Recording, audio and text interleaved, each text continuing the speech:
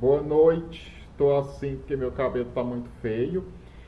Neste vídeo eu vou tratar sobre algumas afirmações sobre economia que a gente vê por aí nas redes sociais, até aquilo que o Paulo Gala chama de Twitternomics, Facebooknomics, YouTubenomics, e também em conversas, em almoços de família, ou mesmo até na mídia, afirmações sobre economia que carecem de fundamentação científica. Por isso que eu falo que essas afirmativas vieram do CPTK, que é o Centro de Pesquisas Tirei do Cu.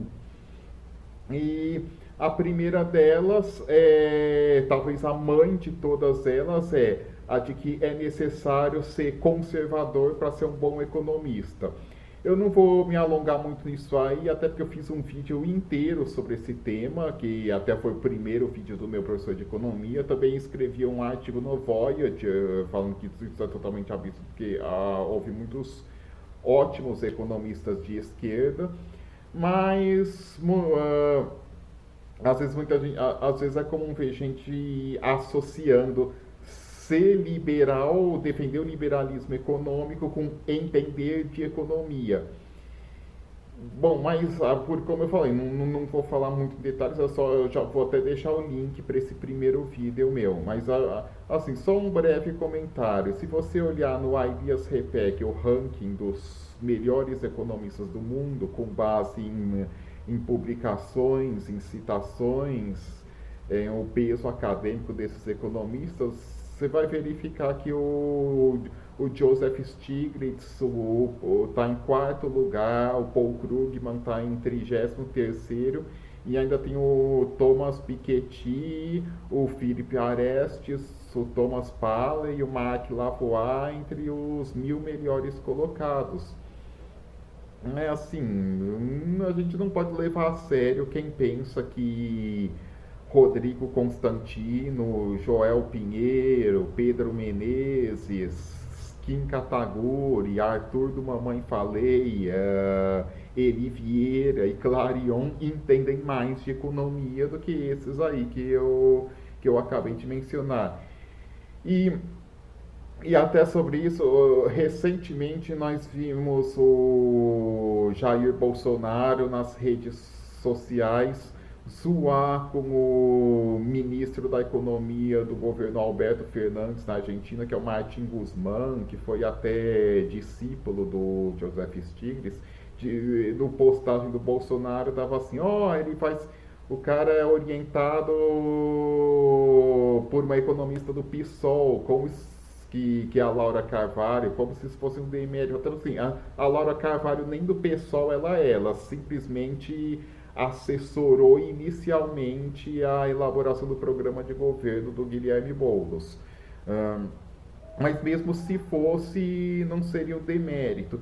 E o que eu acho importante destacar, assim, que tem gente que acha que tem consciência de que é ridículo as coisas que o Jair Bolsonaro e que o Olavo de Carvalho falam sobre as ciências duras, que sabe que é ridículo, que a cloroquina vai matar o coronavírus, que aquecimento global não existe, que combustível fóssil é a puta que pariu, essas coisas aí.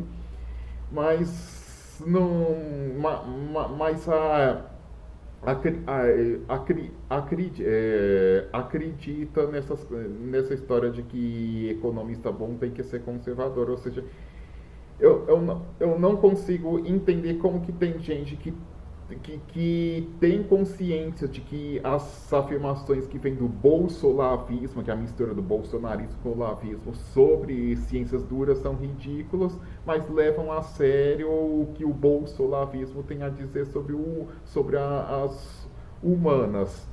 Ou seja, será que os neurônios as ligações no cérebro dessas pessoas que poderiam associar, bom, esses caras, a gente sabe que eles estão falando merda sobre ciências duras, não é natural associar que se eles falam merda sobre ciências duras, sobre as humanas, muito provavelmente vão falar merda também? Bom, não consigo entender, mas infelizmente, né,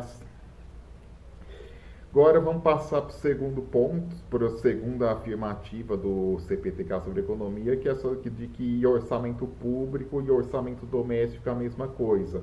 Essa comparação que fala que o governo é que nem uma família, não pode gastar mais do que arrecada. Bom, isso está errado, essa analogia é falsa, porque na nossa vida privada, o que a gente gasta não impacta no que a gente arrecada. Quer dizer, pode ter um impacto, mas bem lá para frente. Por exemplo, se eu gasto, pode gastar dinheiro para fazer um curso de capacitação, me qualificar melhor, bem lá no futuro obter um emprego melhor e ganhar mais. Mas assim, no caso do setor público, isso é totalmente diferente. Um gasto a mais do setor público hoje pode se converter em receita a mais logo a seguir. Até o chamado efeito multiplicador, que é o chamado efeito multiplicador, que é quando o impacto do PIB do gasto do setor público. E, por exemplo, vamos supor que o setor público, o governo, resolva fazer uma obra. Ao fazer uma obra, ele vai contratar a empreiteira, que a empreiteira vai contratar os trabalhadores, vai comprar o material de construção. Aí os trabalhadores que muitos podiam estar desempregados, eles vão passar a receber o salário, aí vão fazer compras no supermercado, nas lojas, esses comerciantes vão poder contratar mais pessoas também. E aí tudo isso vai ajudar a aumentar a receita de impostos. E aí muitos economistas encontraram empiricamente que mesmo numa situação que não é de crise, de recessão, o multiplicador já pode até ser por exemplo, $1 a mais de gasto público converter em $1 a mais de PIB. Aí, nesse caso, vamos supor que a receita de impostos seja 30% do PIB. Aí o governo resolve gastar $1 milhão a mais sem aumentar os impostos em $1 milhão, ou seja, aumenta o déficit em isso faz aumentar o déficit, só que não vai aumentar o déficit em $1 milhão, porque o gasto em $1 milhão pode se converter em $1 milhão a mais no PIB, e considerando que a receita tributária é de 30%, vai gerar $300 mil a mais de receita. Ou seja, no caso ainda que o multiplicador é 1, quando o governo gasta $1 milhão a mais sem aumentar impostos, não vai aumentar em $1 milhão o déficit, e sim em $700 mil. E quando e o multiplicador pode ser até maior do que 1 quando a economia está numa recessão, e quanto mais profunda for a recessão, maior é o multiplicador. Aí é até recomendável, se as empresas não estão investindo porque ninguém está comprando o que as empresas vendem, os consumidores não estão comprando porque estão desempregados, é até recomendável o governo gastar mais para gerar demanda e voltar as empresas a produzirem, a contratar trabalhadores. E outra analogia falsa do orçamento público para o orçamento doméstico é que assim, nós não emitimos a moeda que nós gastamos, os governos fazem isso. Aí, claro, alguém pode perguntar, pô, mas você está propondo então gerar uma hiperinflação, o governo emitir moeda para gastar? Não. Se a economia está deprimida, o governo gastar mais do que arrecada não vai gerar superinflação, como por exemplo nos Estados Unidos logo depois de 2008, da crise financeira por causa das hipotecas subprime de 2008, a economia afundou, o governo americano fez um déficit enorme com taxa de juros zero, ou seja, fazer déficit com taxa de juros zero é praticamente a mesma coisa que imprimir o dinheiro para fazer os gastos. E como a economia estava bem baixa, essa hiperinflação não veio, a inflação continuou baixa. Bom, aí, terceira afirmativa do CPTK é a história da fadinha da confiança, de que quando a economia está em crise, o melhor que o governo tem que fazer é anunciar corte de gastos, anunciar que vai fuder geral com os trabalhadores, que aí os empresários vão voltar a ter confiança e vão voltar a investir e a economia vai reativar, ou seja, o contrário de tudo que eu acabei de falar. E só que, na verdade, isso não acontece, porque quando a economia está totalmente parada e os governos reduzem ainda mais os gastos, é aí que as empresas não vendem nada do que elas produzem e não vão investir. Não adianta ter injeção de otimismo, falando que o governo vai ferrar com tudo, que mesmo assim não reativa. O Brasil está desde 2015 liderado por equipe econômica que segue a política da fadinha da confiança. 2015 começou com o Joaquim Levy, depois o Henrique Meirelles e agora o Paulo Guedes. E ainda o PIB per capita do Brasil ainda está num patamar inferior àquele que estava de quando o Guido Mantega saiu. E houve até houve tentativa de provar empiricamente a fadinha da confiança, como os estudos do economista Alberto Alesina, que mostrou uns casos de uns países europeus que cortaram gasto, aí teve um efeito não contracionista, mas expansionista, porque depois que o governo cortou o gasto, as empresas aumentaram o investimento até uma quantidade maior do que o que o governo cortou de gasto. Aí isso seria uma prova do que eles chamam de contração expansionista, que nada mais é uma aplicação prática da fadinha da confiança. Mas o problema é que isso aconteceu em circunstâncias muito específicas e não dá para falar que seguiu a regra do tudo mais constante para obter a prova científica, porque quando esses países europeus fizeram isso de corte de gasto, houve outros acontecimentos como redução da taxa de juros e desvalorização da moeda nacional, o que permitiu gerar maior demanda local. E atualmente os governos de muitos países do mundo não podem fazer isso porque não vai conseguir reduzir ainda mais as taxas de juros que já estão perto de zero. Bom, aí quarta afirmativa de economia sobre o CPTK, que é a das defasagens mágicas. É aquela que, se a economia teve bem num governo, é sempre herança bendita do anterior, ou se a economia está mal, é herança maldita do anterior. Que é verdade que nem tudo que acontece na economia nesse momento é responsável do atual governo. Ações de um governo podem ter impactos duradouros nos governos seguintes, isso não nega. O problema é que alguns economistas, principalmente esses de mercado financeiro, acham que usam as tais defasagens mágicas para sempre justificar o que dá errado nos governos que eles gostam e desmerecer os governos que eles não gostam.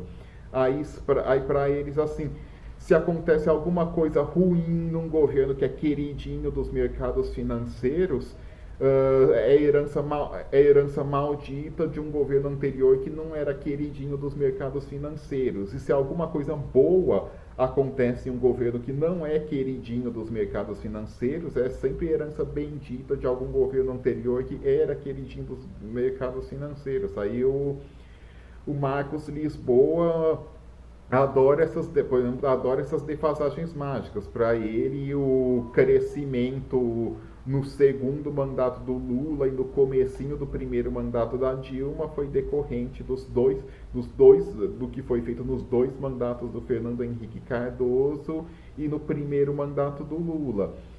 E aí uma coisa até mais criativa foi quando ele falou que o elevado crescimento que teve na Argentina no governo do Néstor Kirchner e no primeiro governo da Cristina Kirchner, ou seja, nesses 8 anos de duração, foi a herança bendita do governo do Eduardo Durhalde, que durou só 1 ano e meio, ou seja, para ele o que o Eduardo Durhalde fez 1 ano e meio teria gerado um bom desempenho por 8 anos.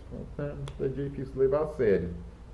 Bom, quinto colocado na lista é o tal do ranking de liberdade econômica da Heritage Foundation, que às vezes a gente vê uns liberais de rede social falando assim, olha, como são os países mais desenvolvidos que estão no topo do ranking de liberdade econômica da Heritage Foundation, quer dizer que quanto mais liberal for a economia de um país, mais ele vai ser desenvolvido. Problema desse raciocínio é que os países mais desenvolvidos estão nas primeiras posições desse ranking, porque esse ranking não mede direito o quão liberal é a economia desses países, e sim o quanto esses países são mais desenvolvidos. Por isso que os países desenvolvidos ficam na frente do ranking, porque tem muito critério assim, se a corrupção for mais baixa, que é uma coisa que não tem nada a ver com ser liberal ou não, se a corrupção for mais baixa no país, esse país recebe mais pontos e fica melhor no ranking. Se a qualidade da burocracia for melhor, o país recebe mais pontos e fica no topo do ranking. É por isso que Suécia, Noruega, Dinamarca, Finlândia, que tem relação gasto público PIB de mais de 40%, estão no topo, nas cabeças, estão no topo do ranking. Bom, quando eu pensei em fazer esse vídeo, eu pensei em falar só desses 5 itens, mas aí quando eu já estava com o texto quase tudo pronto, veio mais uma surpresa que eu decidi acrescentar como 6º item do CPTK, do Centro de Pesquisas Tirei do Cu, que foi o do PIB privado, que fala que a história do PIB privado é justificar um crescimento muito baixo do PIB, dizendo que o crescimento do PIB foi baixo porque o gasto do governo foi baixo, mas aí como a variação do consumo e do investimento é um pouco maior, a gente pega só a variação do consumo e do investimento privado e chama isso de PIB privado.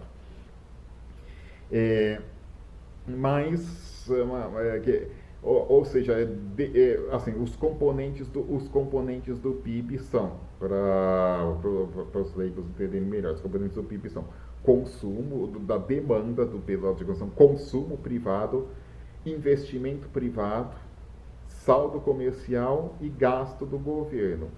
Aí, por esses que falam do tal do PIB privado, daria para tirar o gasto do governo e calcular só quanto variou de consumo, investimento e saldo comercial.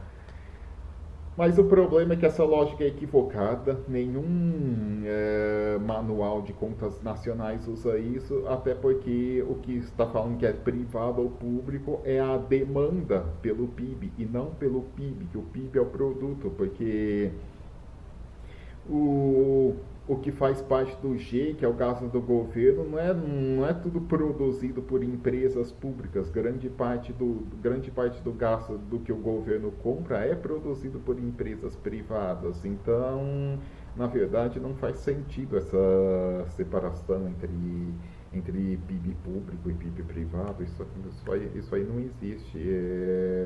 Nenhum livro sério utiliza isso. E sobre ainda um pouco anterior, eu tinha deixado passar um detalhe sobre isso, do 5º item do ranking de liberdade econômica da Heritage Foundation. É que também você não vai ver em nenhum artigo acadêmico de economia, nem mesmo o FMI e o Banco Mundial usando esse ranking. O Banco Mundial tem um ranking próprio, que é o Índice de Competitividade, que é bem diferente disso. Na verdade, o ranking de liberdade econômica da Heritage Foundation é só para rede social mesmo. Bom, e aí, por fim, chegando ao fim, eu mencionei esses 6 itens, e esses 6 itens são muito interligados, porque normalmente o cara que acha que tem que ser um bom conservador, tem que ser conservador para ser um bom economista, também vai acreditar que o governo é igual uma família, não pode gastar mais do que arrecada, e aí cortando gasto vem a fadinha da confiança, e vai gerar efeito até para os governos posteriores, e que vai aumentar o ranking de liberdade econômica da Heritage Foundation. E ainda lembrando, ainda só retornando ao primeiro item de que tem gente que acha que é necessário ser conservador para ser um bom economista, não é só assim esses reacinha de rede social que acha engraçado o economista de esquerda, que dá risadinha quando escuta falar que existe um economista de esquerda, que acha que existe uma contradição entre ser economista e ser de esquerda, que seria ridículo ser um economista de esquerda, porque também assim eles estão em companhia de um grupo bem diferente de pessoas de pessoas de esquerda, de outras ciências sociais que têm hostilidade à economia, que também acham absurdo alguém ser um economista de esquerda. Por fim, algo que eu gostaria de deixar bem claro é esses 6 itens tirados diretamente do Centro de Pesquisas Tirei do Cu, embora esteja associados a uma orientação política conservadora e, e a economia ortodoxa, muitas vezes, mas não necessariamente está associada a uma orientação política conservadora, algumas pessoas podem pensar equivocadamente que eu estou criticando economistas ortodoxos. Aí eu estou falando, não, isso não. O tema desse vídeo aqui não é ortodoxia versus heterodoxia, liberalismo versus intervencionismo, direita versus esquerda, porque nem mesmo os ortodoxos sérios, os bons economistas, falam as coisas dessas. Vocês podem ver o que eles escrevem, eles não falam essas coisas. E e até assim, alguns economistas ortodoxos muito bem conceituados, eles podem uma hora ou outra falar essas coisas aí que eu falei que não tem respaldo científico, só que eles falam isso só em off, ou seja, eles só falam disso em eventos não acadêmicos, em ocasiões não acadêmicas, mas por motivação política, mas eles não escrevem essas coisas em revistas acadêmicas, porque se escrever essas coisas, porque revistas acadêmicas não aceitariam publicar essas coisas. Então, assim, um economista, mesmo muito bem conceituado, não necessariamente o que ele diz fora das publicações acadêmicas pode ser aceito como argumento de autoridade. E isso vale para qualquer ciência. Bom, acho que com esse vídeo eu posso ter ter feito um esclarecimento importante para evitar a difusão de pseudociência sobre economia. Obrigado pela atenção.